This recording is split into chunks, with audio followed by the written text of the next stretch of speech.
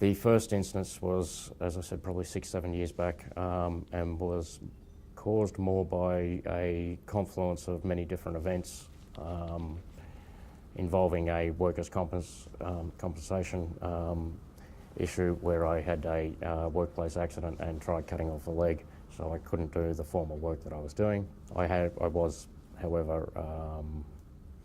I was actually studying so that I could try and improve my chances of getting back to work.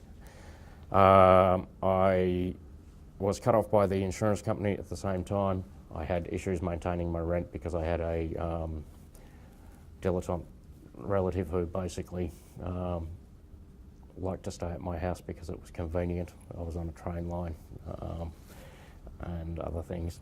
So I actually had to leave the unit where I'd been living for about the previous 11.5 years. I got taken off my carer's payment. I had the insurance company stop my medical payments all about the same time. As well as that, my then partner left me at the same time. The carer's payment that I had was because I was actually looking after my grandmother. I'd had to leave work to look after her because she'd had a lung cancer she'd beaten, had metastasised and got into her head. Basically, moving into the back of a factory with an old friend. An old friend basically decided to give me somewhere to stay, which, technically speaking, you weren't supposed to be living there. You had to be careful with the council. Bloke was coming around in the middle of the night and you had too many lights and TVs running. Because we were staying in a factory in an industrial area in converted offices. That was very disconcerting. It was the first time I'd ever really been homeless.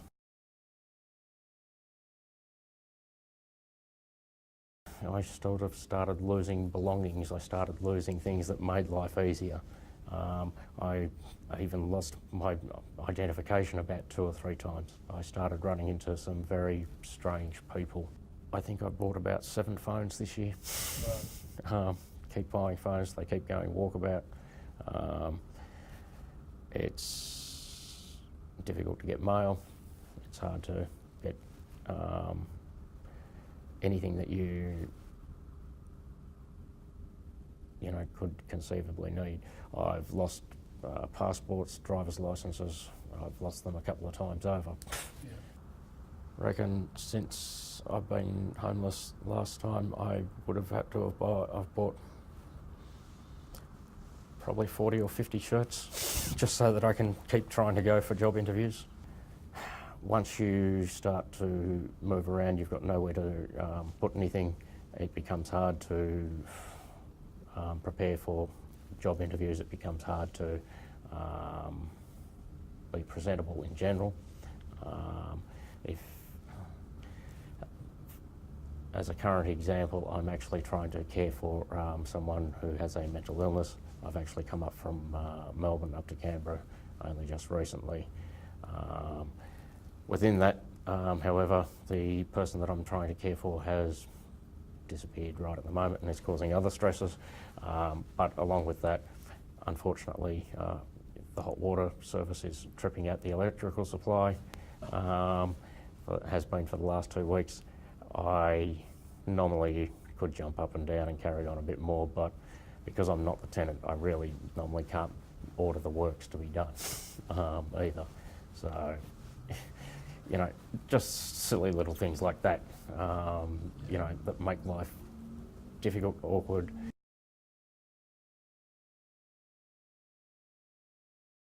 It's surprising the small amount of help that I needed. All I needed was a stable address for a short period of time and the ability to, my car was in an inserviceable state. Problem was I needed the car to get the job. My friend was rather disgusted by that, turned around and said, "Yeah, I'll put it on my credit card tomorrow. Don't care, just do it." And then within 2 weeks or so, I'd arranged for me to be able to have an opportunity to get the work that I had at the TAFE College there for a few years.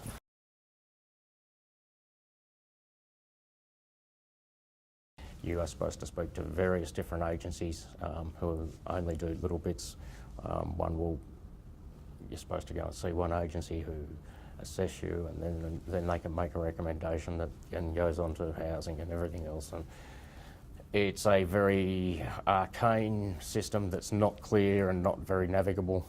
It's just difficult to get anywhere because I don't have the proper identity documents at the moment. I've lost several sets in the last year. I've regained them. And when you don't have them, well, they all want other identity documents now even to get your birth certificate. In the past, you used to be able to just walk in and basically say, I'm applying for my own birth certificate.